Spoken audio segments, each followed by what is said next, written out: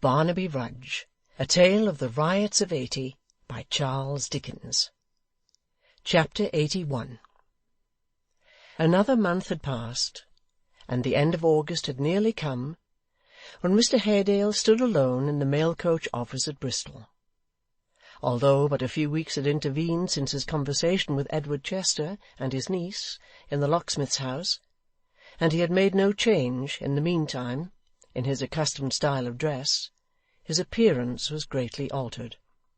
He looked much older, and more careworn.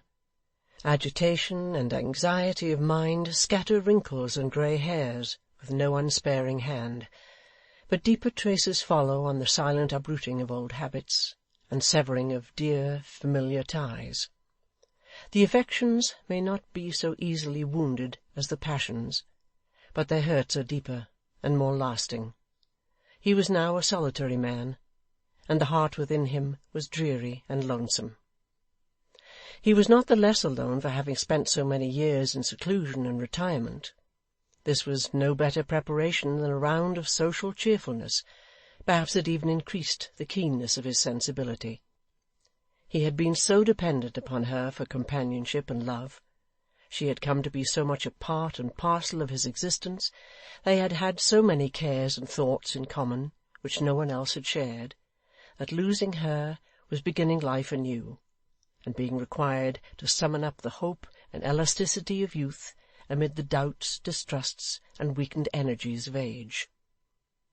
The effort he had made to part from her with seeming cheerfulness and hope, and they had parted only yesterday, left him the more depressed. With these feelings he was about to revisit London for the last time, and look once more upon the walls of their old home before turning his back upon it for ever. The journey was a very different one in those days from what the present generation find it, but it came to an end as the longest journey will, and he stood again in the streets of the metropolis. He lay at the inn where the coach stopped, and resolved, before he went to bed, that he would make his arrival known to no one, would spend but another night in London, and would spare himself the pang of parting even with the honest locksmith. Such conditions of the mind as that to which he was a prey when he lay down to rest are favourable to the growth of disordered fancies and uneasy visions. He knew this, even in the horror with which he started from his first sleep, and threw up the window to dispel it by the presence of some object beyond the room which had not been, as it were, the witness of his dream. But it was not a new terror of the night. It had been present to him before, in many shapes. It had haunted him in bygone times, and visited his pillow again and again. If it had been but an ugly object, a childish spectre, haunting his sleep, its return in its old form might have awakened a momentary sensation of fear, which, almost in the act of waking, would have passed away. This disquiet, however, lingered about him, and would yield to nothing. When he closed his eyes again, he felt it hovering near. As he slowly sunk into a slumber, he was conscious of its gathering strength and purpose, and gradually assuming its recent shape. When he sprang up from his bed, the same phantom vanished from his heated brain, and left him filled with a dread against which reason and waking thought were powerless. The sun was up before he could shake it off. He rose late, but not refreshed, and remained within doors all that day. He had a fancy for paying his last visit to the old spot in the evening, for he had been accustomed to walk there at that season, and desired to see it under the aspect that was most familiar to him. At such an hour as would afford him time to reach it a little before sunset, he left the inn, and turned into the busy street. He had not gone far, and was thoughtfully making his way among the noisy crowd, when he felt a hand upon his shoulder, and, turning, recognized one of the waiters from the inn, who begged his pardon, but he had left his sword behind him. "Why have you brought it to me?" he asked, stretching out his hand, and yet not taking it from the man, but looking at him in a disturbed and agitated manner. The man was sorry to have disobliged him, and would carry it back again. The gentleman had said he was going a little way into the country, and that he might not return until late. The roads were not very safe for single travellers after dark, and since the riots, gentlemen had been more careful than ever not to trust themselves unarmed in lonely places. "We thought you were a stranger, sir," he added, "and that you might believe our roads to be better than they are. But perhaps you know them well, and carry firearms." He took the sword, and putting it up at his side, thanked the man, and resumed his walk.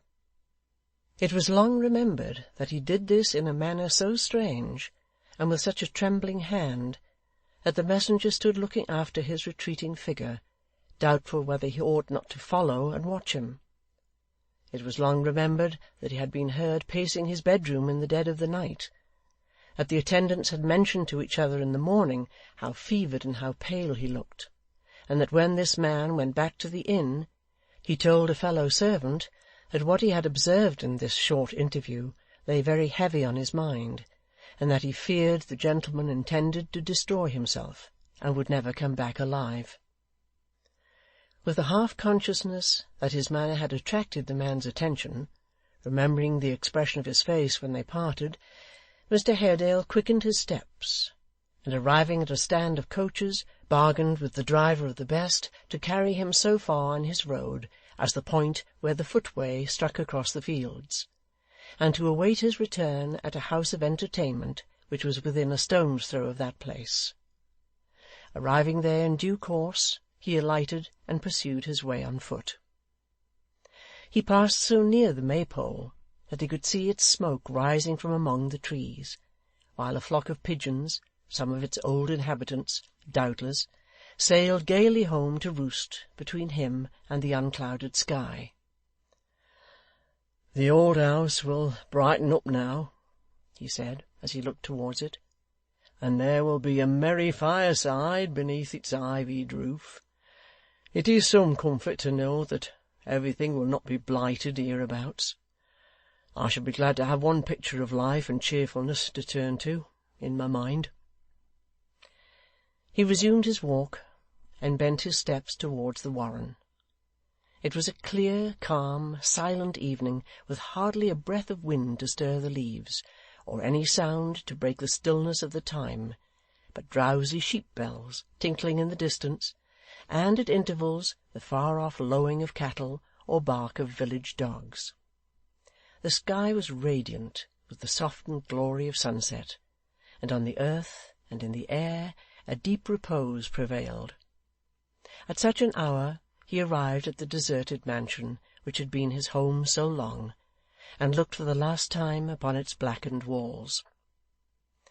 The ashes of the commonest fire are melancholy things, for in them there is an image of death and ruin, of something that has been bright and is but dull, cold, dreary dust, with which our nature forces us to sympathize.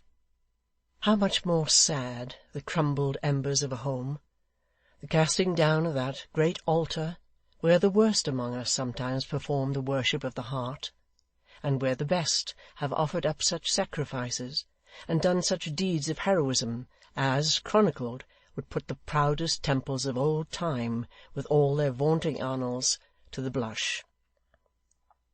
He roused himself from a long train of meditation, and walked slowly round the house. It was by this time almost dark.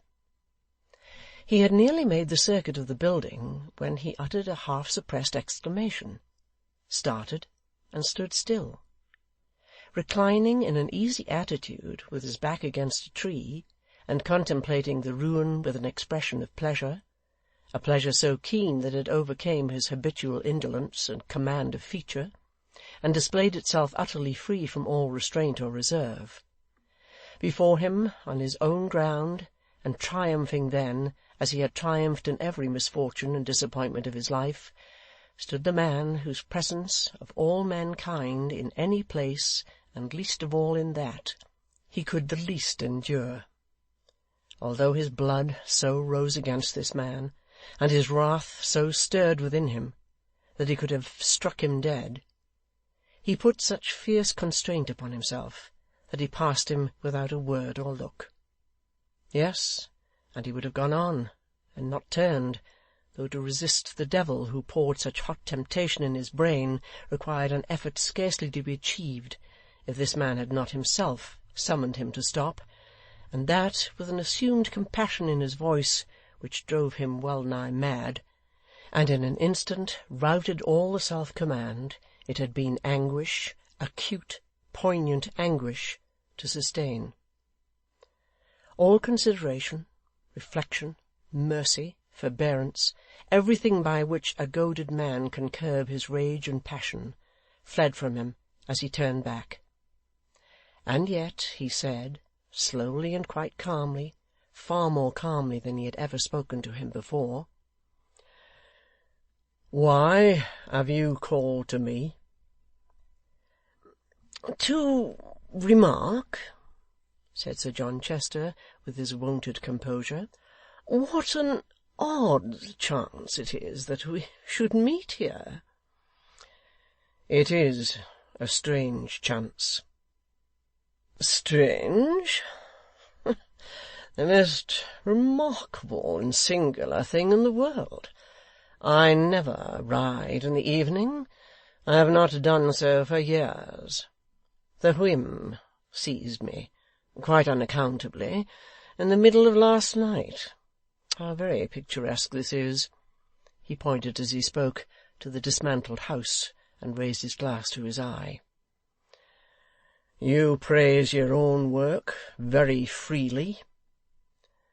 Sir John let fall his glass, inclined his face towards him with an air of the most courteous inquiry, and slightly shook his head as though he were remarking to himself, "I fear this animal is going mad."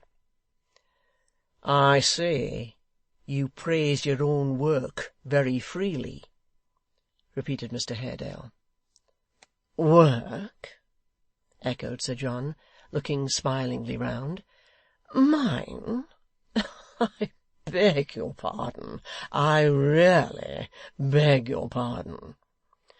"Why, you see," said Mr Haredale, "those walls, you see those tottering gables, you see on every side where fire and smoke have raged, you see the destruction that has been wanton here, do you not?"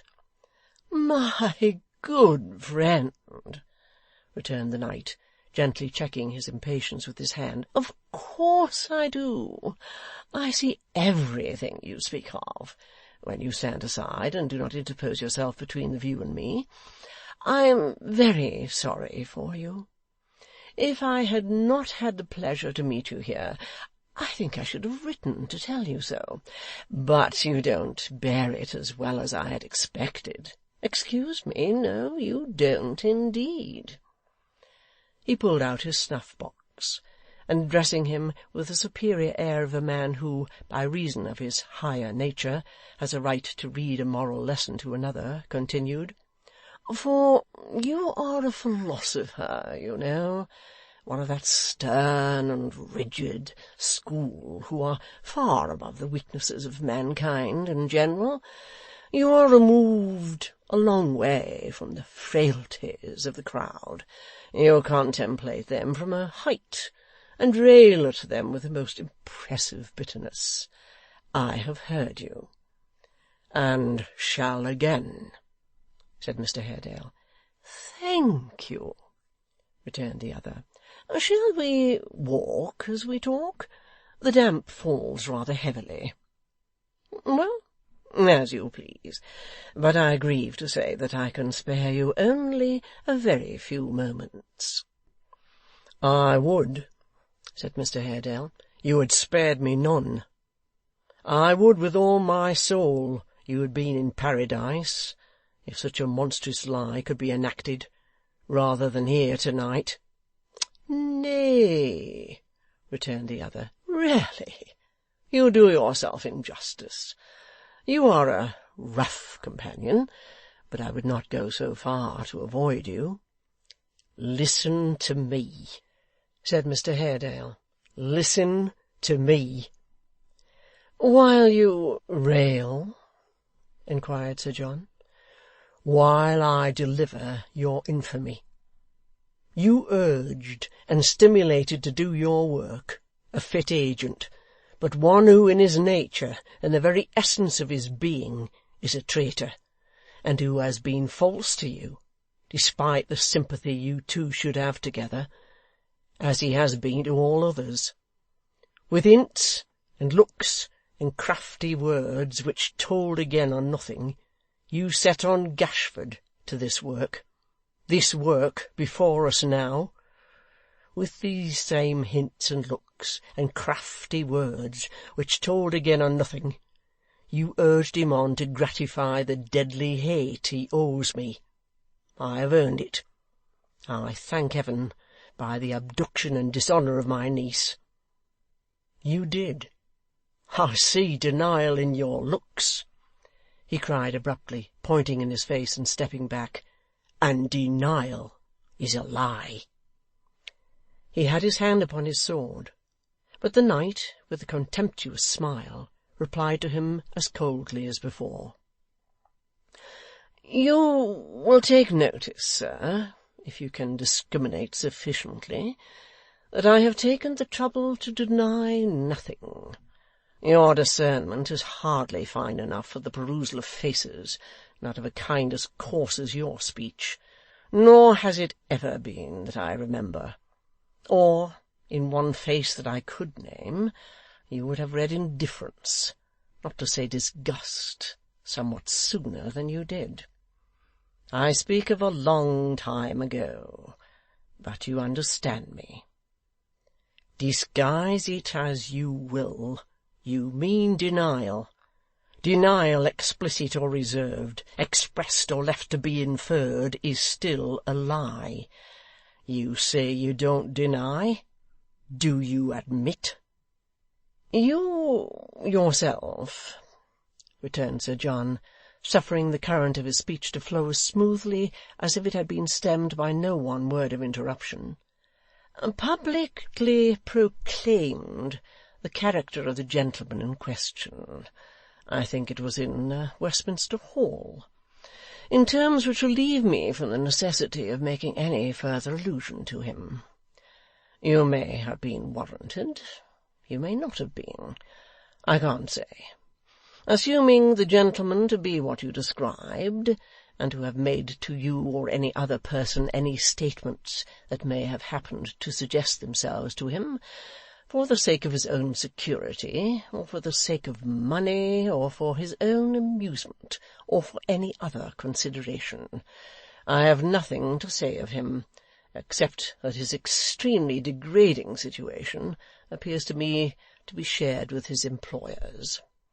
You are so very plain yourself, that you will excuse a little freedom in me, I am sure. Attend to me again, Sir John, but once,' cried Mr Haredale. 'In your every look and word and gesture, you tell me this was not your act. I tell you that it was, and that you tampered with the man I speak of, and with your wretched son, whom God forgive, to do this deed. You talk of degradation and character. You told me once that you had purchased the absence of the poor idiot and his mother, when, as I have discovered since, and then suspected, you had gone to tempt them, and had found them flown. To you I trace the insinuation that I alone reaped any harvest from my brother's death, and all the foul attacks and whispered calumnies that followed in its train. In every action of my life, from that first hope which you converted into grief and desolation, you have stood, like an adverse fate, between me and peace. In all, you have ever been the same cold-blooded, hollow, false, unworthy villain. For the second time, and for the last, I cast these charges in your teeth, and spurn you from me as I would a faithless dog.' With that he raised his arm, and struck him on the breast, so that he staggered. Sir John, the instant he recovered, drew his sword, threw away the scabbard and his hat, and running on his adversary, made a desperate lunge at his heart, which, but that his guard was quick and true, would have stretched him dead upon the grass. In the act of striking him, the torrent of his opponent's rage had reached a stop. He parried his rapid thrusts without returning them, and called to him with a frantic kind of terror in his face to keep back. "Not to-night! Not to-night!" he cried. "In God's name, not to-night!" Seeing that he lowered his weapon, and that he would not thrust in turn, Sir John lowered his. "Not to-night!" his adversary cried. "Be warned in time." "You told me it must have been in a sort of inspiration," said Sir John, quite deliberately, though now he dropped his mask, and showed his hatred in his face, "that this was the last time. Be assured it is. Did you believe our last meeting was forgotten? Did you believe that your every word and look was not to be accounted for, and was not well remembered? Do you believe that I have waited your time, or you mine? What kind of man is he who entered, with all his sickening cant of honesty and truth, into a bond with me to prevent a marriage he affected to dislike, and when I had redeemed my part to the spirit and the letter, skulked from his, and brought the match about in his own time, to rid himself of a burden he had grown tired of, and cast a spurious lustre on his house? I have acted," cried Mr Haredale, "with honour and in good faith. I do so now. Do not force me to renew this duel to-night." "You said my wretched son, I think," said Sir John with a smile. "Poor fool! The dupe of such a shallow knave, trapped into marriage by such an uncle and by such a niece. He well deserves your pity. But he is no longer a son of mine. You are welcome to the prize your craft has made, sir." "Once more," cried his opponent, wildly stamping on the ground, "although you tear me from my better angel, I implore you not to come within the reach of my sword to-night. Oh, why were you here at all? Why have we met? To-morrow would have cast us far apart for ever." "That being the case," returned Sir John, without the least emotion, "it is very fortunate we have met to-night. Haredale, I have always despised you, as you know, but I have given you credit for a species of brute courage. For the honour of my judgment, which I had thought a good one, I am sorry to find you a coward." Not another word was spoken on either side. They crossed swords, though it was now quite dusk, and attacked each other fiercely. They were well matched, and each was thoroughly skilled in the management of his weapon. After a few seconds they grew hotter and more furious, and pressing on each other inflicted and received several slight wounds. It was directly after receiving one of these in his arm that Mr Haredale, making a keener thrust as he felt the warm blood spurting out, plunged his sword through his opponent's body to the hilt. Their eyes met, and were on each other as he drew it out. He put his arm about the dying man, who repulsed him feebly, and dropped upon the turf. Raising himself upon his hands, he gazed at him for an instant, with scorn and hatred in his look. But, seeming to remember, even then, that this expression would distort his features after death, he tried to smile, and, faintly moving his right hand, as if to hide his bloody linen in his vest, fell back dead, the phantom of last night.